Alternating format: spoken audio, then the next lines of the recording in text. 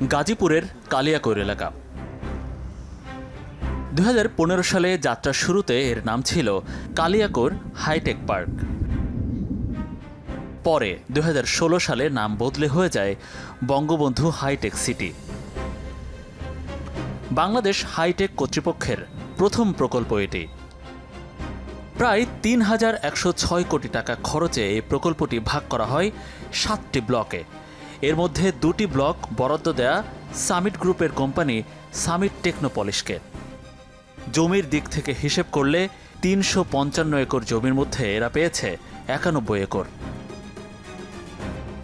আর একটি ব্লক বাংলাদেশ টেকনোসিটিকে বরাদ্দ দেওয়া হয়, জমির পরিমাণ 40 একর। আর 223 একরের বাকি 4টি ব্লক পরিচালনা করে সরকার। সামিট গ্রুপকে 2টি ব্লক বরাদ্দ দেয় কত কোটি টাকা লাভ হয়েছে সরকারের, সেটা জানতে গাজীপুরের বঙ্গবন্ধু হাইটেক সিটিতে টিম 360 ডিগ্রি। হাইটেক কর্তৃপক্ষ যে 4টি ব্লক নিজেদের দায়িত্বে রেখেছে, প্রথমে আমরা দেখতে চাই সেগুলোর অবস্থা কী। তারা 48টি কোম্পানিকে জমি বরাদ্দ দিলেও চালু করতে পেরেছে মাত্র 16টি। বাকিগুলোর কাজ চলছে, এর মধ্যে কেউ কেউ আবার চলেও গেছে। এখানে নোকিয়া মোবাইল কোম্পানির লোগো দেখা যাচ্ছে, কিন্তু কোম্পানিটির কার্যক্রম বন্ধ। আপাতত বন্ধ আছে মোটামুটি বছরখানেক। Union take park Nokia company এখানে পরিচালিত হতো। নোকিয়া কোম্পানির এখান থেকে মোবাইল সেট উৎপাদন হতো, কিন্তু নোকিয়া 1 বছর আগে এখান থেকে চলে গেছে আমরা জানতে পেরেছি। হাইটেক পার্কে এত বিনিয়োগ করার পর এরকম বহুজাতিক কোম্পানিগুলো চলে যাচ্ছে।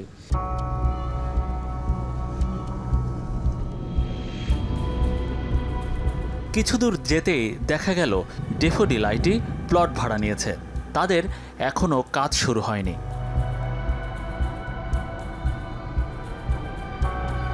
আরেকটু এগিয়ে যেতেই ভিস্তা কোম্পানির কারখানা নজরে পড়ল।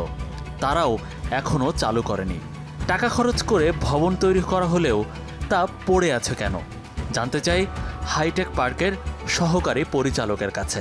3 নম্বর ব্লকের কোম্পানিদের ভাড়া দেওয়া, কোম্পানির কাছ থেকে ভাড়া নেওয়া, এভরিথিং করে ফাইবার আইটেম। আর ভাইয়া সরি, আমি ক্যামেরায় কথা বলতে পারবো না, পারমিশন নেই। তবে সরাসরি ক্যামেরায় কথা না বললেও তিনি দিলেন ভিন্ন কিছু তথ্য। হাইটেক পার্ক কর্তৃপক্ষের অধীনে থেকে যেসব কোম্পানি চালু হয়েছে, তাদের কাছ থেকে গত 5 বছরে ভাড়া উঠেছে 55 কোটি টাকা। অর্থাৎ 4টি ব্লক থেকে এসেছে এই টাকা। এবার জানতে হবে যে 2টি ব্লক বরাদ্দ দেওয়া হয়েছে সামিট গ্রুপকে, তারা কত টাকা ভাড়া পেল। জানতে আমরা হাজির হলাম ঢাকার আগারগাঁওয়ের হাইটেক পার্কের প্রধান কার্যালয়ে। এখানে এসে জানা গেল সামিট গ্রুপ এ পর্যন্ত 12টি কোম্পানিকে ফ্লোর ভাড়া দিয়েছে। তারা 8 বছরে ভাড়া পেয়েছে 43 কোটি টাকা। কিন্তু সরকার কত পেল? হাইটেক পার্ক কর্তৃপক্ষের সাথে সামিট গ্রুপের যে চুক্তি হয়েছে, সেটি এখন আমাদের হাতে। সামিট পাওয়ার প্ল্যান্টের সাথে যে চুক্তি স্বাক্ষরিত হয়েছে, সেখানে সরকার পাবে মাত্র 18% এবং সামিট গ্রুপ পাবে 82%। যে সামিট থেকে যে টাকাটা নেওয়ার কথা ছিল, সেটি 1,30,00,000 টাকা এখন পর্যন্ত, যেটি পাওয়ার কথা। কিন্তু সেখানে সামিট মাত্র 19 লক্ষ টাকা বাংলাদেশ সরকারকে দিয়েছে, কিন্তু তারা নিজের আয় করেছে 43 কোটি টাকার মতো। এই বিষয়ে তাগাদা দিয়েও সামিট গ্রুপ থেকে টাকা আদায় করতে পারেনি হাইটেক পার্ক কর্তৃপক্ষ।